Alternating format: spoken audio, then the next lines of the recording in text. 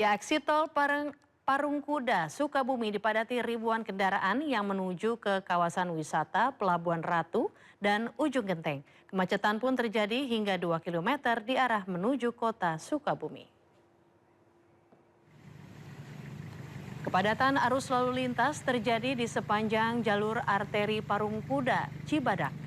Antrian kendaraan mengular sepanjang 2 km dari pintu keluar tol Parung Kuda hingga simpang Cikidang. Kemacetan terjadi karena adanya penyempitan jalur dari 3 menjadi 1 jalur.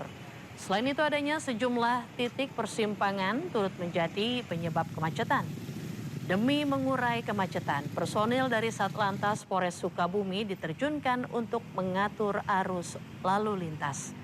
Kepadatan kendaraan ini diprediksi akan terus terjadi hingga Minggu malam.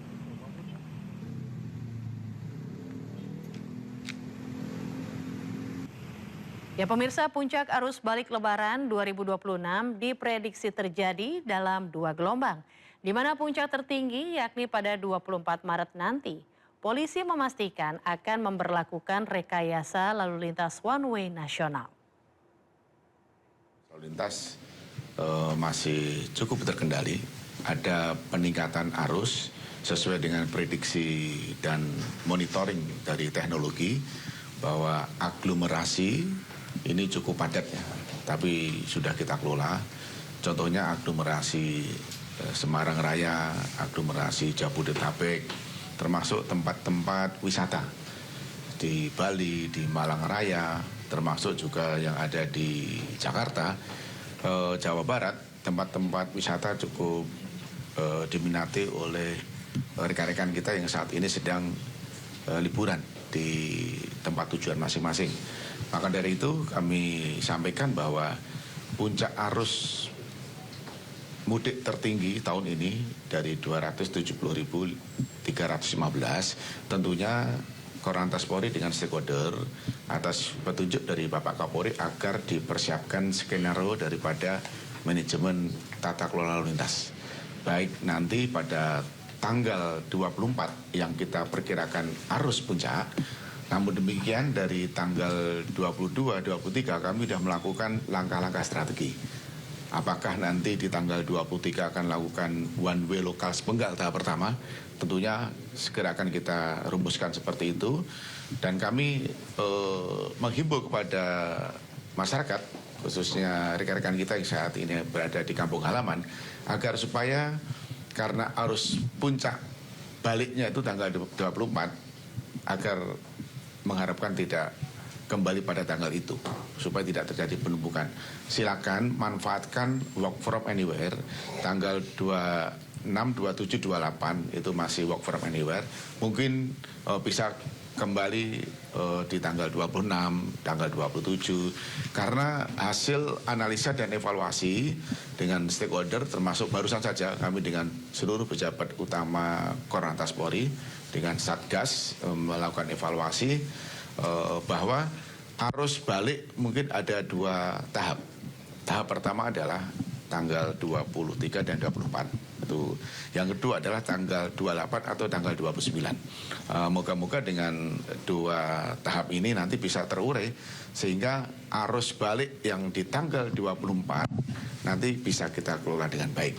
Pasti akan kami lakukan one way nasional arus balik yang rencananya sesuai dengan arahan Bapak Kapolri dan kemarin saya sudah lapor ke Pak Menhub dan Pak Dirut Jasa Marga dan Jasa Harja, rencana akan kita flag out untuk arus balik tanggal 2. Pelaksanaan ibadat sholat Idul Fitri 1447 Hijriah di halaman kantor DPW Partai Perindo Sulawesi Selatan, Kota Makassar berlangsung hikmat. Selain memberikan kemudahan bagi masyarakat sekitar dalam menunaikan ibadah sholat Idul Fitri, momentum ini juga diharapkan dapat mempererat hubungan antara kader partai dan masyarakat.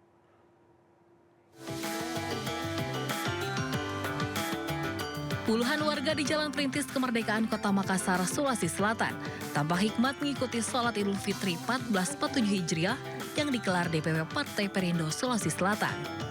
Mengusung tema merajut ukhuwah di hari kemenangan sebagai upaya bersama dalam membangun Sulawesi Selatan yang maju dan berkeadilan. DPW Partai Perindo Sulsel berharap dapat mempererat silaturahim antara kader dan masyarakat, serta menumbuhkan semangat kebersamaan dalam membangun daerah. Jadi membangun UHUA, target kita kebersamaan itu adalah bagaimana bersama-sama masyarakat saling bahu-membahu untuk merencanakan bagaimana yang namanya pembangunan berkeadilan.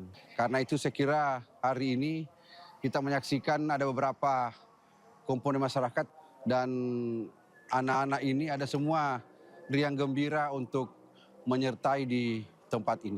Sholat Id, Bu, ya? Iya, sama warga dan sama keluarga juga. Ceramahnya juga bagus. Silaturahimnya semoga berjalan lancar seterusnya sampai tahun depan.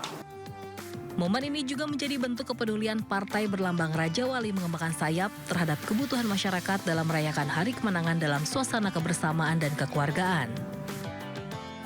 Saya rasa komponen-komponen terlibat. Jadi bukan soal ramainya tadi ya, tapi keterlibatan berbagai aspek, berbagai komponen di dalam event Hari Raya Idul Fitri ini yang diselenggarakan mungkin baru pertama kalinya oleh Partai Perindo.